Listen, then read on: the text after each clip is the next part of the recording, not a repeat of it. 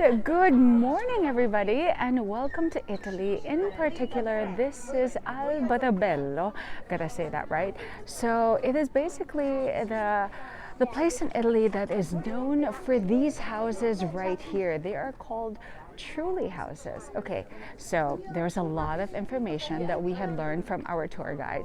So I'm going to step over here so that I can share it with you and I'm not blocking the way. Actually, I'm going to show it like right here. By the way, I'm Bianca Valerio and welcome to my YouTube channel. Okay, so first things first. The Spaniards, just like the Philippines, the Spaniards had actually colonized this part of Italy for quite a while. They ruled it via a feudal system. So that means that in certain areas, you know, certain municipalities, there were feudal lords. And those feudal lords, of course, you know, they had their own power that was actually appointed by the royal family in Spain. Back in those days, we're talking hundreds of years, olive oil was really, really important. I mean, even until today, you know, the main export of Italy is olive oil. So, of course, in order to have olive oil, you need trees, you need land to grow these trees. So what they did, those feudal lords, they had approached the locals and be like, look, give us your land, and then so that we can grow like these olive trees, and then in exchange I will let you build a house and I won't tax you for it. Because, you know, obviously if you have a land, if you have property, if you have created a village, there's going to be taxation, right? And the royal family in Spain is obviously going to tax you for it. So the feudal lords had to find a way to outsmart the royal family in Spain. Like, how can I not tax the people but then allow them to build houses? So okay, so you see these stones right here? Okay, so imagine the whole house was like this. So technically, if you have a house, it needs mortar, it needs cement, kind of like this, right? Because it's very permanent, that no storm, no rain or whatnot can actually blow it away. But if you actually have a house that's like this, imagine it's like shingles. If you remove one of those and it creates a domino effect, it is easily destroyed. Okay, so the feudal lords thought, or rather the locals, I'm not really sure. So they're like, if we're going to build houses, you have to remember that the Spanish authorities are going to be coming and inspect these places, and these houses need to be easily destroyed so that they won't, you know, be found out that why are you building a village? Why are you building a community of people with these houses when they're not being taxed? Like, how dare you? So they actually created these houses that are like kind of like shingles of some sort, so that they could easily be destroyed. Now you see, you're thinking, but Bianca, this is already cement, this is mortar. Well, in 1757, eventually when they made it a little more permanent, this came to be. But originally, everything was like this. Okay, so another fun fact, why is it round at the top? So apparently they were saying that these round shaped houses is what made it more stable. You're able to utilize the space all the more, although I would find that that is quite debatable. I prefer a square shape, but yes, they actually made it into these cone shapes, and hence it's called the Trulli Houses. Our tour guide, Steffi, was actually saying that there's really no specific proof or evidence or backstory as to why it's called Trulli Houses, but there are some theories that the Trulli is actually based from the word dolos in Greek, which means circular. So all these little houses right here, these Trulli Houses, they kind of look like cones. So just imagine all this, once upon a time, nothing. Like no mortar. Everything was literally just these shingles right here. Truly spectacular. So this is this courtyard, like right here, right behind me, and there's like people taking photos of it right now. And it's just to show you that, you know, within a village, you know, like within a group of people, there's like cliques within that. Well, here within the village, there's like little courtyards of sort of like your neighbors who live amongst one another. And then of course, if you see like in certain towns, they have wells, right? Because this is how they actually collect water here you go, this is your well, and then they collect water, and this is how they're able to share all that water amongst themselves. And then these two right here, these are, I forgot their names, but they're actually the patron saints of Trulli. So it's kind of like when you have your Santo Niño, you have like Jesus Christ, you have Mama Mary, and you put it actually above your house to like guard your house. It's the same thing that these houses right here have actually put the two patron saints above their house as the protectors of their homes. So of course, and every place you go to travel, there will always be souvenir stores, you know, where they sell like their magnets and other types of souvenirs. Now, there was actually a place that we had gone to where it's a very specialty store. He is an artisan where he built like miniature houses, miniature Trulli houses. And there was even like water coming down from it if you want to buy from it. What was impressive, number one, is we heard the guy, he was like, oh, you French, Spanish, whatever. And the group beside us just happened to say, oh, we're French. And literally, he just started talking to them in French, explaining his handicraft, his proud work. And then there was a proud sign that said there that we do not sell Chinese items or something like that. Well, then again, you know, there are a lot of these products that, yes, it's probably made in China, but I think what he meant to say is these are handmade, custom made by Italians, by yours truly. These are not manufactured in China. So we've been showing you a lot of the cone-shaped houses, the Trulli houses. Say it with me. There we go, these cone-shaped houses. But look at this one on my right side. It's more of a structure, like I wouldn't say a structure, more like a building as opposed to like a cone-shaped home. Now these were, I would like to call them the community pantries. So these buildings were actually used to store like wheat, olive oil, and all these types of foods and wine and all that for the community. And that's why the shape of it is quite different. So many shops, you know, it's like all more compact type of town. And there's so many like little shops that you can find. No 7-Elevens, which is great. Just something really, really local that feels really cozy and you know that it's really unique. Something that you can find only here and then bring it back home. Okay, so we decided to buy like a little handicraft because very Filipino of the nativity scene. So right, hand painted, handcrafted, hand everything.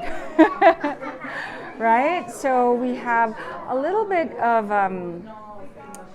Trulli to bring to our home. You know what I'm actually noticing? I'm noticing that as we go through all these different stores here in Trulli, that most of the artisans have their own little art, meaning to say, you know, in some places when you go to one souvenir store, you see one, you see all. It's like all the same, a little bit of a variation, a little bit of difference in price, but it's all the same. But here in Trulli though, you know, you have something here like vases, all these different colorful handicrafts.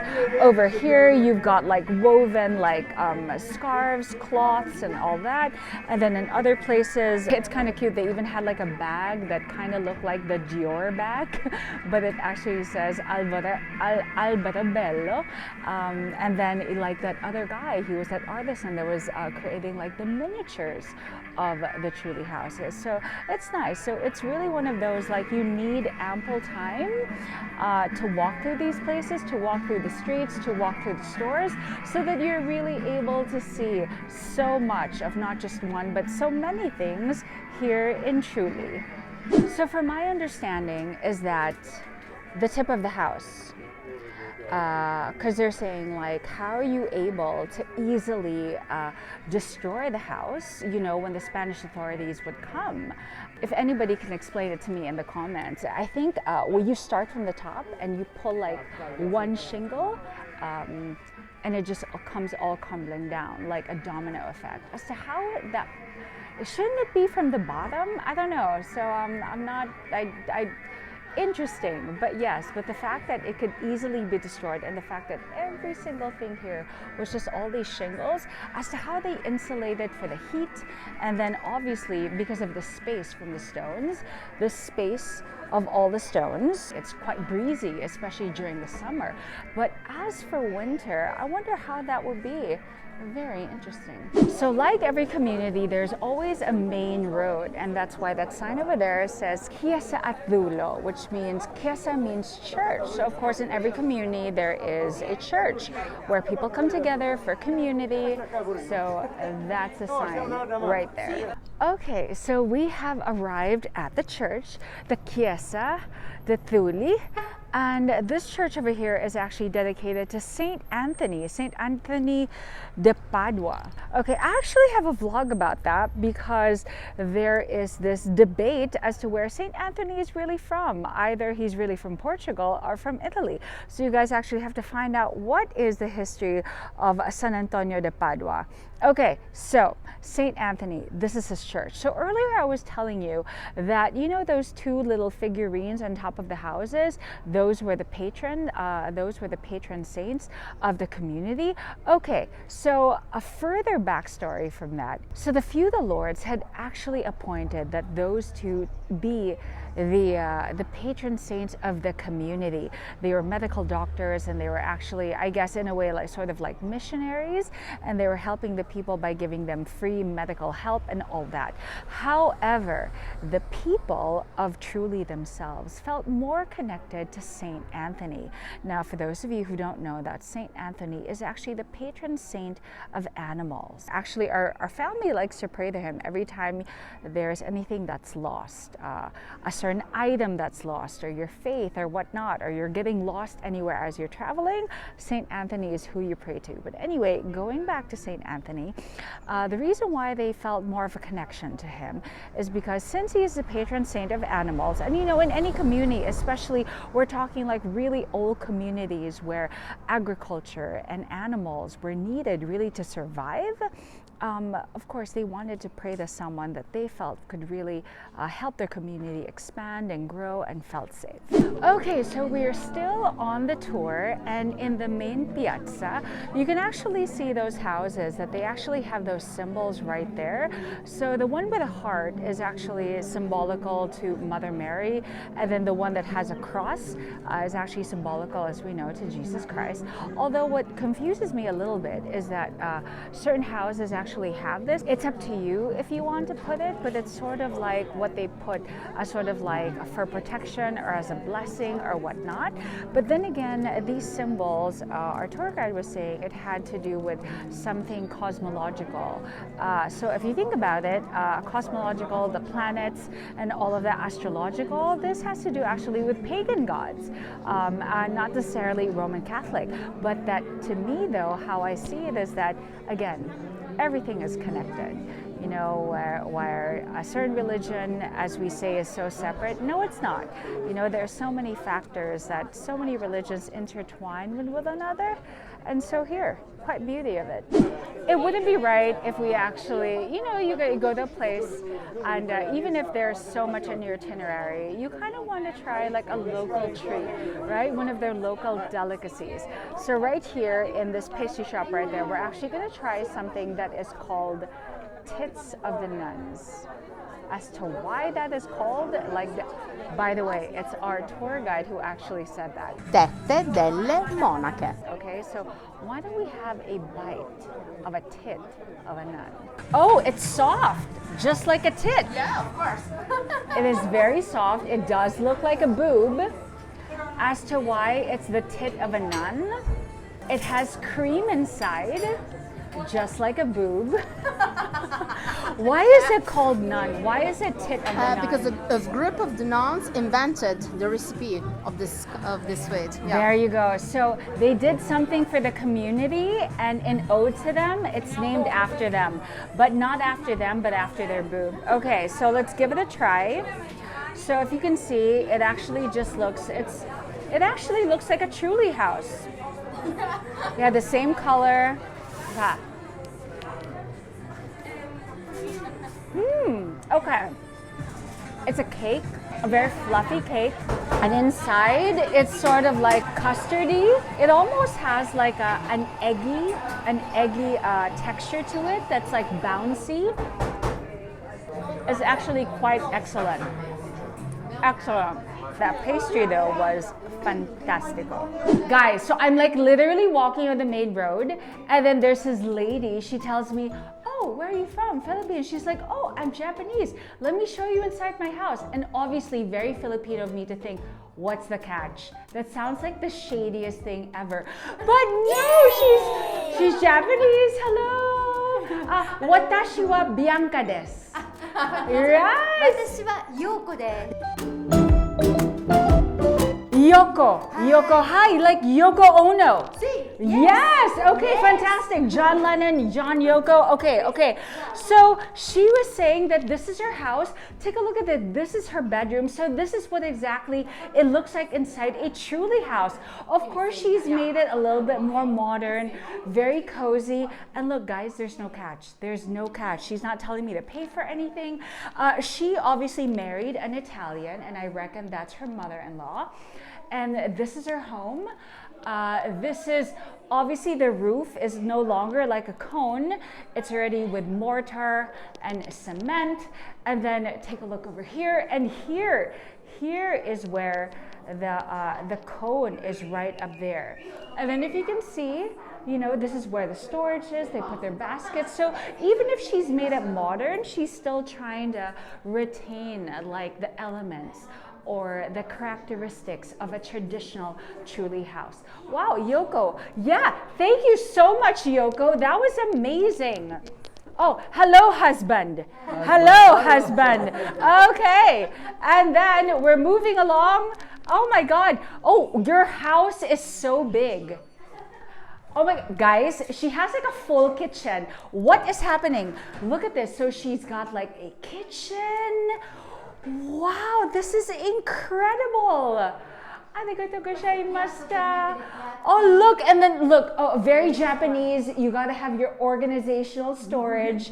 Wow, this is, wow, so good. And look, I love that, how the fridge is very modern. It's like embedded into the wood so that it's Italian style, so that, you know, even if you have the modern luxuries, it's still in keeping with the whole rustic vibe. Fantastico. Oh my God. And then so obviously it's like a store and a house. Guys, she has a mansion. What is happening? Okay, and then look at this. She has like a little courtyard inside her home, and then now she's inviting me to go up. What is it? What? Guys, sorry, nowadays I'm just amazed with people's goodness that it's kind of hard for me to believe when people are being kind to you for nothing. But look at her, she's like being so kind. And this is basically what it's like to be part of a local in Trulli. Truly amazing. Wow, who would have thought of all things? Are you not shocked, Steffi? Yeah. This is so shocking, right? Yes, and here we were, we're like, oh, I don't want to pay anymore, we don't have time. But here, look at this, they're so welcoming. You know, I actually think that as a Japanese girl who's coming, you know, from Asia, she's just so happy that she's like inhabited to another culture and just showing people, look how I'm living. I'm so happy, married an Italian, having my pasta, having tits of nuns, Yeah. and welcoming you into my home. Perfect. Okay, so these keys over here, he was saying that the reason why they're selling them, or certain shops actually have them, is they bring in good luck. Because, you know, it's like these people, right? They weren't really allowed to have like homes. It could be easily destroyed. So having a key, it sort of like makes something permanent. It's something that you own, something that's yours. And then so the Italian husband said that if I touch it, it's going to bring me, go ahead, it's going to bring me more money and good luck. I said, no, what if I touch it? Is it also going to give me an Italian husband? I'm joking. Okay, so Yoko she actually gave me this little, look, it says Yoko Shop. Oh, I love that. And you can find her on Instagram. Very nice.